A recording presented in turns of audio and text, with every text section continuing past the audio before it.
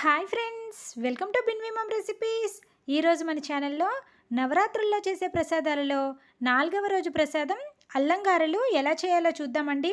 గారెలు చేయాలంటే చాలామంది విసిగిపోతూ ఉంటారు కదా. అలా కాకుండా ఈ వీడియోలో ఉన్న టిప్స్ అన్నీ ఫాలో అయ్యి చేయండి. తప్పకుండా అంటే చాలా క్రిస్పీగా వస్తాయండి. చూసారు కదండి ఎంత క్రిస్పీగా వచ్చాయో. పైన క్రిస్పీగా లోపల సాఫ్ట్గా చాలా బాగుంటాయండి. తప్పకుండా ఒకసారి ఈ ప్రాసెస్లో ట్రై చేయండి.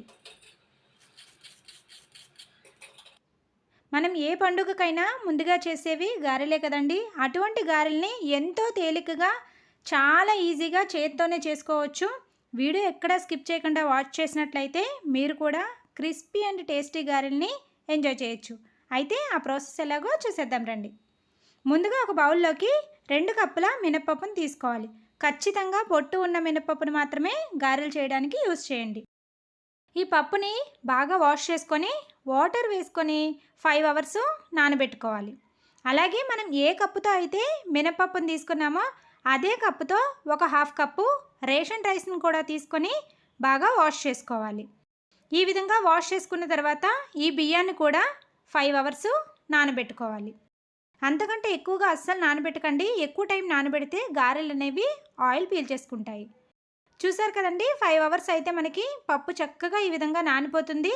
అలాగే మనం నానబెట్టుకున్న బియ్యం కూడా ఈ విధంగా చక్కగా నానిపోయాయి. ఇప్పుడు వీటిని వాష్ చేసుకోవాలి. ఇలా వాష్ చేసుకున్న తర్వాత నేనైతే పప్పుని గ్రైండర్లో రుబ్బుతున్నానండి. మిక్సీ జార్లో అయినా సరే పప్పుని రుబ్బుకోవచ్చు. ఈ విధంగా ముందుగా గ్రైండర్లోకి కొద్దిగా వాటర్ని యాడ్ చేసుకొని తర్వాత మనం వాష్ చేసి పెట్టుకున్న పప్పుని వేసుకోవాలి. అలాగే కడిగి పెట్టుకున్న బియ్యాన్ని కూడా యాడ్ చేసుకోవాలి. గారెలు చేసినప్పుడు మెయిన్ టిప్ ఏంటంటే మనం రుబ్బినది బాగా సాఫ్ట్గా ఉండాలండి. అలాగే వాటర్ కూడా ఎక్కువగా యాడ్ చేయకూడదు. తగినంత వాటర్ని మాత్రమే యాడ్ చేసుకొని వీడియోలో చూపించిన మాదిరిగా రుబ్బుకోండి. అలా అయితే గారెలు పర్ఫెక్ట్గా వస్తాయి. చూసారు కదండి, ఈ విధంగా బియ్యం కూడా వేసేసుకొని రుబ్బుని బాగా మెత్తగా రుబ్బుకోవాలి. చెప్పాను కదండి, వాటర్ కూడా ఎక్కువగా యాడ్ చేయకండి. అలా అయితే మనకి పర్ఫెక్ట్గా గారెలు వస్తాయి. ఈ విధంగా మధ్య మధ్యలో కొద్దిగా వాటర్ని యాడ్ చేసుకుంటూ కలుపుకుంటూ ఎక్కడ పప్పు అనేది లేకుండా మెత్తగా రుబ్బుకోవాలి. చూడండి, నేను ఒక 20 నిమిషాలు పప్పుని బాగా మెత్తగా రుబ్బాను. అలా రుబ్బినట్లయితే ఈ విధంగా చూసారు కదా, వీడియోలో చూపించినట్టుగా చక్కగా వచ్చింది. చేతిలోనే మనం ఈజీగా గారెలు చేసేసేయచ్చు. ఇలా రుబ్బుకున్న రుబ్బుని ఒక గిన్నెలోకి తీసేసుకోవాలి. చూసారు కదండి, అస్సలు ఏమాత్రం పలుకు లేకుండా రుబ్బుకోండి. మనకి గారెలు పర్ఫెక్ట్గా వచ్చేస్తాయి. చూసారు కదా, ఈ విధంగా తీసుకున్న రుబ్బులోకి రుచికి సరిపడా ఉప్పుని యాడ్ చేసుకోవాలి. అలాగే మనం ప్రసాదంగా పెడుతున్నాం కాబట్టి చిన్న ముక్కలుగా కట్ చేసుకున్న అల్లం ముక్కలు కూడా యాడ్ చేసుకోవాలి. అలాగే సన్నగా కట్ చేసుకున్న కొన్ని పచ్చిమిర్చిని కూడా యాడ్ చేసుకోవాలి. తర్వాత సన్నగా కట్ చేసుకున్న కొద్దిగా కరివేపాకు అలాగే కొంచెం కొత్తిమీరను కూడా వేసుకొని మిక్స్ చేసుకోవాలి.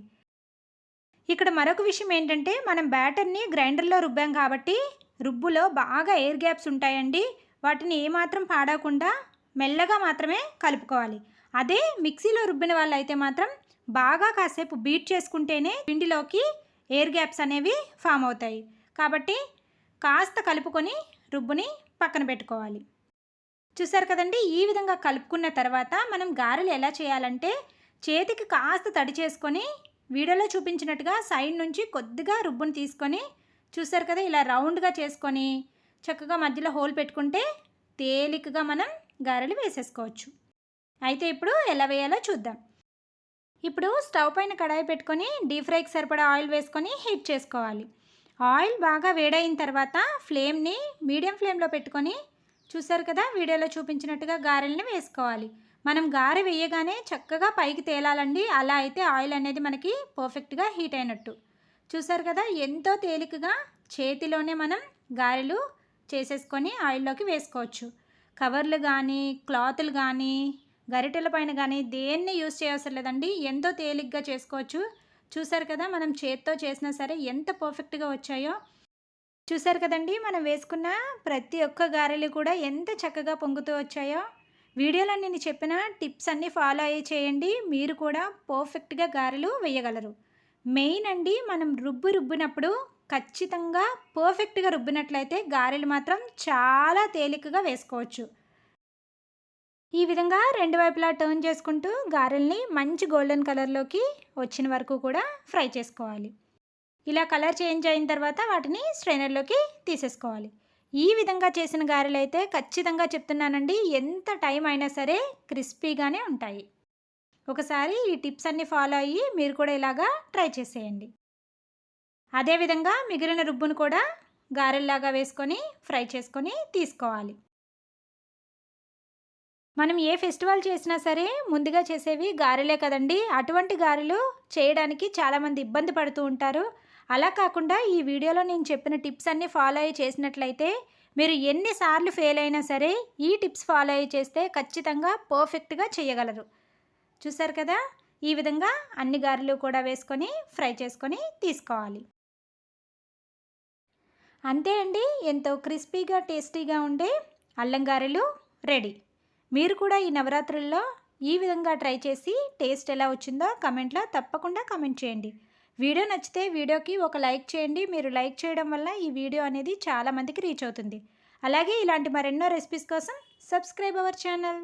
Thank you for watching.